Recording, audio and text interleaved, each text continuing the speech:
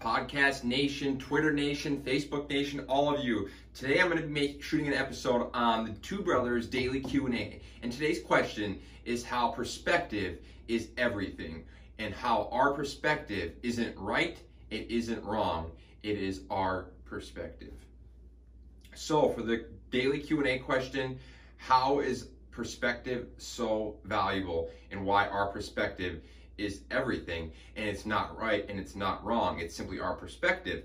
So this is a really big key topic. So what I want to talk about when I bring this up is fictional stories. So when you start to look at every story in the history of mankind, every story in the history of mankind is not necessarily true. We have to believe in it to make it true. So you can bring all the facts you want forward to someone and they still might not believe it. So that's a really interesting topic. You can show people facts, scientific, quantitative, and qualitative evidence that shows something is factual. It's proven, statistically been measured, it's been tested, measured, and developed. And people will still regularly and consistently not believe it. It's interesting. And then you look at things like fictional stories, like religion, like human rights. They are all created by humans. We create our realities. So this is why it's so essential to start to realize no one's perspective is ever right or wrong. Everyone just has your perspective. Whether your perspective is grounded, rational, qualitative, and based in qualitative and quantitative measurements, or if it's just based in emotional, impulsive, irrational thoughts and ideas and ideologies, that's one thing. But it's just who's the judge and who's the one to call that. That's what's interesting about stories and interesting about a perspective, is through doing this and having this daily show with you guys and starting to shoot content and listening to Gary Vaynerchuk consistently, I've started to realize, guess what? I'm never right and wrong. No one's ever right and wrong. To me, I think about ego. When it's right and wrong, it's ego. If I have to be right, I'm living in ego. I'm not living in love. And if I think someone's wrong, that's also me living in ego, because I think I know that something that they don't, and that they're incorrect and they're not as good, or to me it's an elitist kind of thing, and it's an ego kind of topic. And it's really interesting if we can start to dig into this and start to share it and have people see that we all have our perspective. No one is right, no one is wrong. When we make it right and wrong, it becomes a battle and an argument and a debate instead of having open, healthy, consistent dialogue. And that's why I think when I talk about how it's not right, it's not wrong at Weirman Media, it's our perspective, because this is my perspective. I've had lots of interesting experiences. I've sculpted bronze statues. I've lived in 9 states. I've dealt with a drug addiction. I've dealt with being incarcerated. I've dealt with a mother dying on New Year's Day. I've dealt with brain surgery. I've dealt with homelessness. I've dealt with, you name it. You name the traumas and tragedies of life, court systems, jail, homelessness, success even, trauma of losing someone you love. I've had major brain surgery. I've been in jail several times. I've had a major addiction to narcotics. You start to talk about these things, and I've had some experience. And if you look at the experiences I've had, there is value in experiences as long as you take something from them. So it's really interesting, because a lot of people, I feel like, have never had necessarily that insight of, oh, it's just my perspective. It's just my perspective. And I'm very passionate, and I'm very opinionated. That's right, because I believe in my perspective. I believe it. But the topic of believing in something is a huge topic, because there's millions and millions of people that believe in all kinds of different stories and all kinds of truths and all kinds of realities. But once you read A Brief History of Mankind, Homo Sapiens by Yuval Harari, you start to realize as a species, fictional stories are essential. They're essential. Fictional stories, and sharing our fictional truths and our fictional stories and sharing them with people openly and vulnerably, in a vulnerable fashion, in an authentic fashion, helps build unity. Because when we share our truths, we're being authentic to our truth and reality, and I'm sharing it with you, being vulnerable. And when other people start doing that, we start to see unity. People come together. And then we can start to use fictional stories in sharing our truths and our perspectives and our pain and our sufferings and our successes and our shortcomings and our defects, and leaning into all these things. And then we can start to move forward and create the realities of tomorrow. Because when you think about it as a species, sustainability and longevity has a direct correlation with our ability to communicate our fictional stories, our perspectives as individuals, and remove the ego from it, and remove the right and wrong from our perspectives and our opinions and our passion, and just share our perspectives from a neutral non-right or wrong standpoint. Everyone starts sharing our perspectives in a vulnerable, authentic fashion.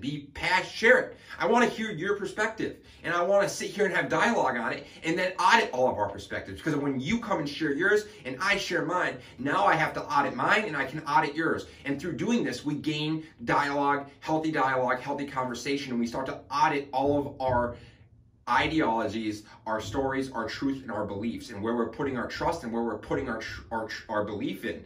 We can audit these things because it's crucial to audit our trust, audit stories we believe in, why we believe in them, and so forth. And having dialogue and conversation is essential to this, because then we can start to bring light and shine light on stuff that people believe in an irrational, inconsistent, non-rational fashion. Like if I just choose to shoot from the hip and I believe in this or that or this or that, and I don't have really any basis of operating, any basis of measuring, developing, or coming up with a strategy or system of operating, then really there's no point in any of it. It's just like I can shoot from the hip and believe in whatever I want, and that's what a lot of people do. And I feel like it's really powerful to start to realize the power of understanding I'm not right, I'm not wrong, I simply have my perspective. We all have perspectives, we all have different stories, we all have different backgrounds, but start sharing yours, because that's where the unity comes from. I challenge everyone. I challenge every business owner, every chief marketing officer, everyone, entrepreneur, employee, start your podcast, turn your phone on,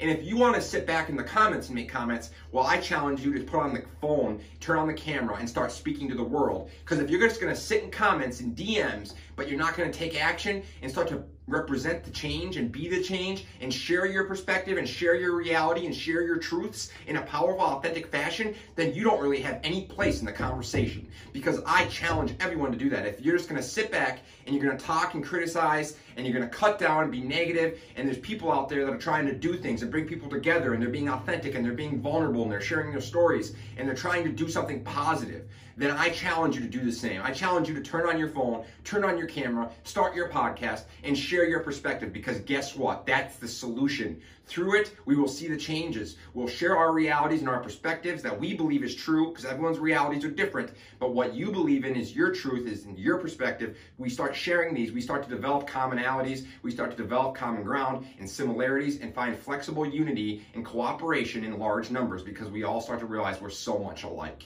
And then we can come together and put all of our minds together with the removal of ego, of right and wrong, and just be creative, open-minded, expressive, and use art avenues to represent culture and go achieve goals and overcome the threats to our species and our sustainability as a species. So it's all about coming together and being vulnerable, authentic, and sharing our stories to do so, finding commonalities and common ground to unite and work together in a cooperative, flexible fashion to then move forward using all of our brains and our intelligences and our assets, your IQs, all of our IQs and assets and positives, to come together and create the new realities of tomorrow and be creative, open-minded, expressive, and live in the ambiguity. Stop looking at things like they're black and gray, white, and like open your mind to ambiguities in art. Open your mind to creative, artistic expression. There is no such thing as right and wrong with art.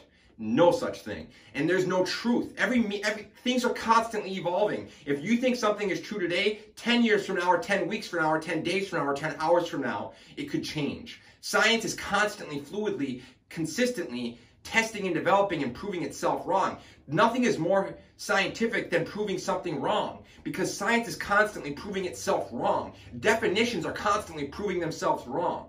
So look at the hashtag. Nowadays, the pound symbol, some people would look at that and say that's a pound symbol. But guess what? Nowadays, people look at that and it's a hashtag because of Instagram. Things are constantly changing. And what means something to me in America, in Duluth, Minnesota, could mean something completely different to someone in New Zealand or Australia or Africa or Germany or Denmark or Switzerland or China or Hawaii.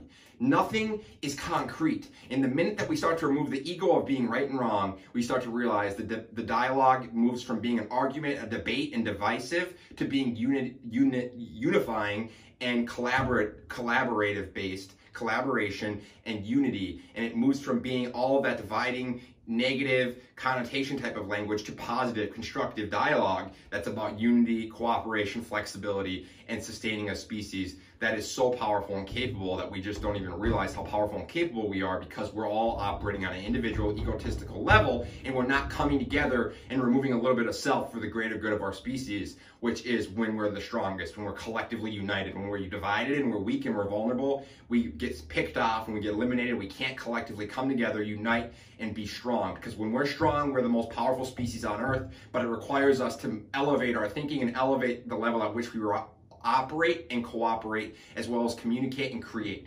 So we need to elevate the level at which we cooperate, operate, communicate, and create.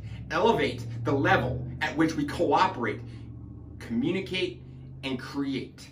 It's so simple, and it requires the removal of ego, selfishness, and the conversation dialogue being right and wrong. And the fact is, we all have our perspectives. It's not right, it's not wrong, it's our perspective. Thanks for tuning in.